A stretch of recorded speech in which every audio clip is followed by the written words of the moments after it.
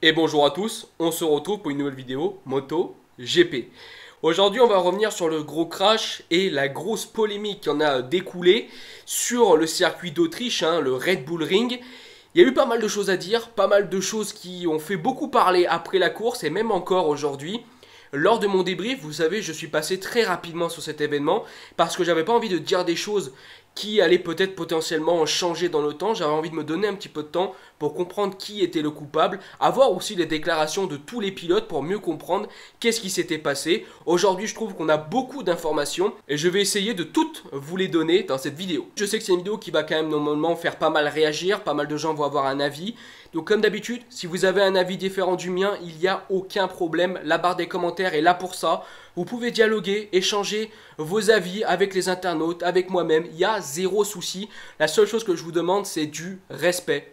Voilà, point barre. Vous insultez pas, rien, on dialogue tout simplement. Le but c'est de dialoguer et si vous le faites, il n'y a aucun problème. Avec cette vidéo, je vais donc vous donner les déclarations par exemple de Franco Morbidelli, de Valentino Rossi, plusieurs pilotes qui ont dit des choses un peu dur envers Johann Zarco. On va aussi parler de Johann bien sûr, on va revenir sur ses déclarations, il a essayé de se défendre sur toute cette action et je vais bien sûr vous donner mon propre avis et pour terminer la vidéo on va essayer de faire une mini analyse avec quelques photos que j'ai pu vous prendre du crash. Comme d'habitude je ne vous mets pas toute la vidéo parce que je peux pas sur YouTube, vous imaginez que ce serait bien plus simple pour moi de vous mettre carrément la vidéo mais c'est trop compliqué avec YouTube. Donc voilà, ça va nous faire un gros sujet, une grosse vidéo, je pense que ça va être intéressant. Comme d'habitude si la chaîne te plaît n'hésite pas à t'abonner, si la vidéo te plaît, pense au petit like. On a fini tout le blabla, on est parti pour la vidéo. Et on va commencer cette grosse partie par toutes les interviews qu'on a pu avoir des pilotes.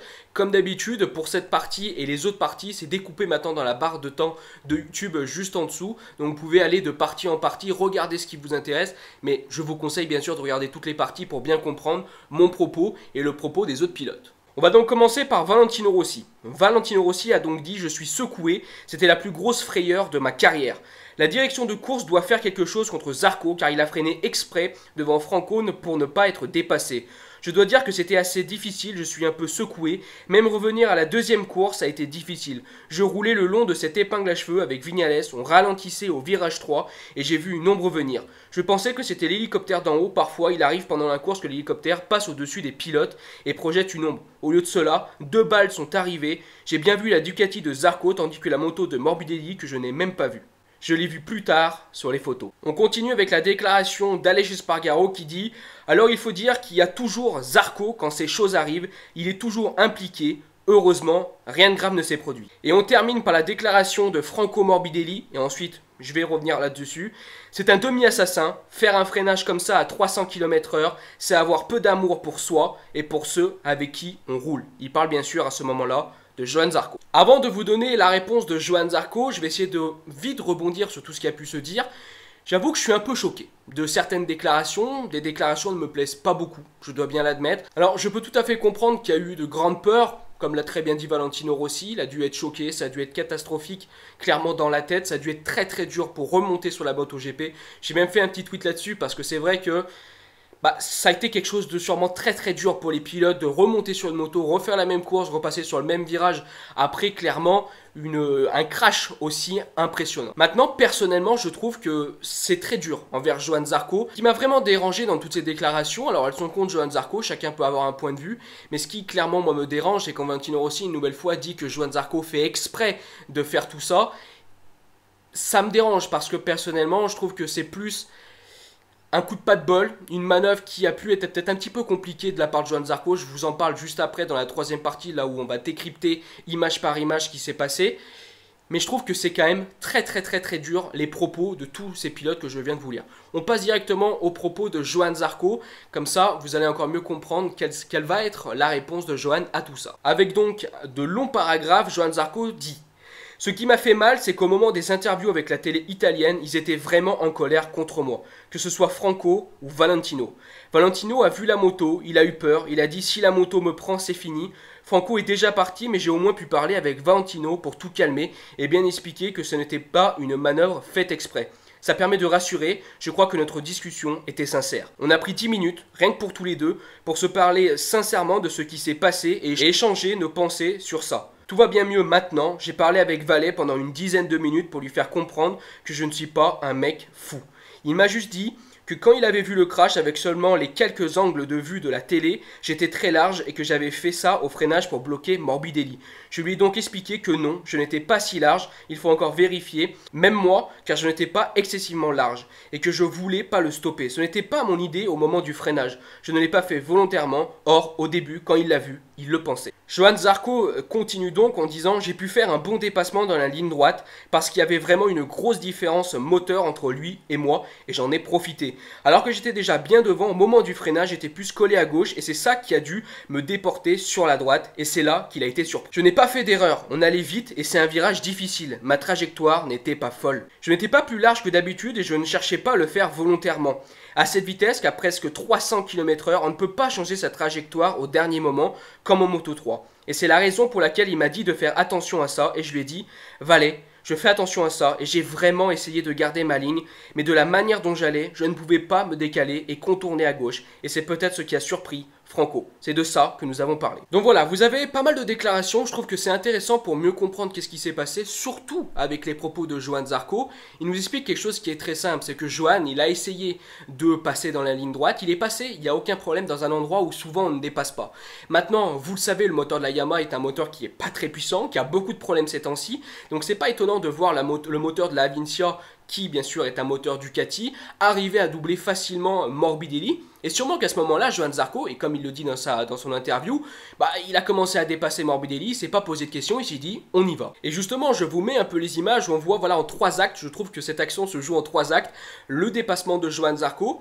Et le véritable problème pour moi dans toute cette action, c'est pas que Johann Zarco a essayé de passer, c'est pas que Johann Zarco a fait un dépassement qui était mauvais ou quoi que ce soit. Le véritable problème, comme l'a très bien une nouvelle fois expliqué Johann Zarco, c'est qu'il s'est retrouvé déporté sur la droite. Et c'est ça le véritable problème. Quand on voit sur la deuxième photo que je vous mets maintenant, on voit que Johann Zarco est trop à droite, il n'a pas pu tourner assez à gauche, comme il l'a très bien expliqué. Et ce problème-là, en fait, a surpris Franco Morbidelli. Parce qu'à ce moment-là, quand Franco Morbidelli est dans la ligne droite à côté de Johann Zarco, la première photo, je suppose qu'il se dit Johann Zarco va pouvoir tourner à gauche et ne pas revenir au milieu de la piste. Sauf que Johann Zarco, comme il l'a très bien expliqué, n'arrive pas à tourner à gauche, il se retrouve au milieu. Franco Morbidelli, est surpris, ne s'y attend pas, pardon, et du coup, troisième photo, c'est le crash.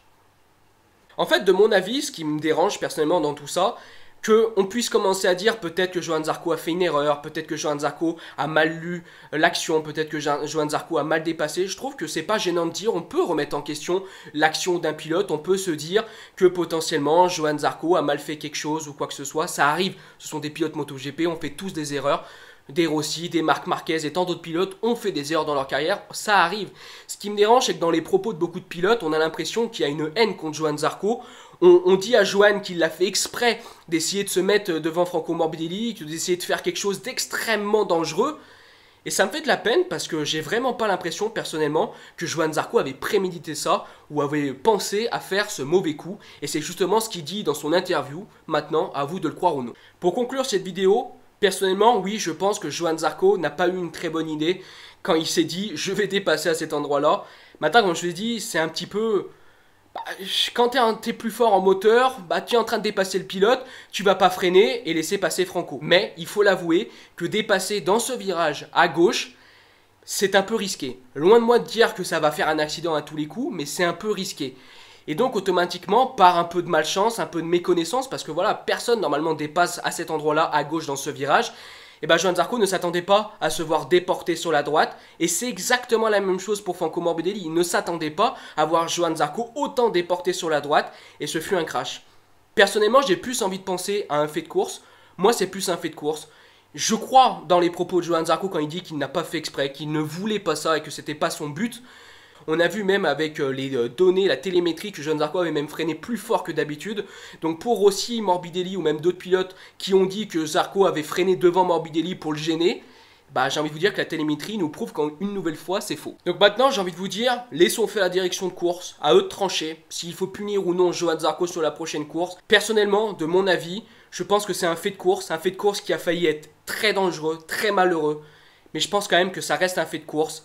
et que ni Johann Zarco, ni Franco Morbidelli ont essayé de jouer à comment je vais essayer de gratter l'autre, et que tous les deux se sont retrouvés dans une situation qui était inattendue, et qui a hélas causé un crash qui a failli faire beaucoup de dégâts. Mon dernier mot pour cette vidéo, ce que je trouve vraiment dommage, c'est que maintenant, les pilotes parlent plus par la presse, et ensuite, ils viennent s'expliquer en privé. Je pense que c'est plus intelligent de parler d'abord en privé entre pilotes, s'expliquer ce qui s'est dit, ce qui s'est fait, pour ensuite passer dans la presse et dire un propos général avec tout le monde. Je trouve que c'est plus pro de faire ça. Maintenant, voilà, pas mal de gens m'ont dit que c'était pas le monde des bisounours ou quoi que ce soit. Je peux comprendre ce propos, ou que même le monde du sport n'était pas un sport normal.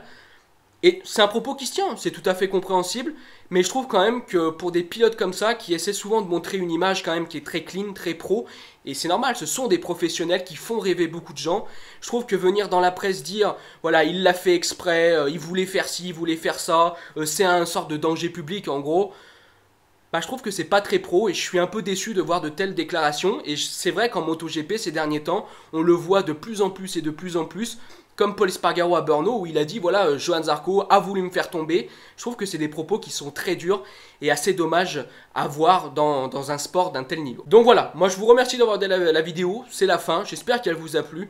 Si elle vous a plu, n'hésitez pas à liker, partager, commenter. Je vous dis bye bye les potes, ciao.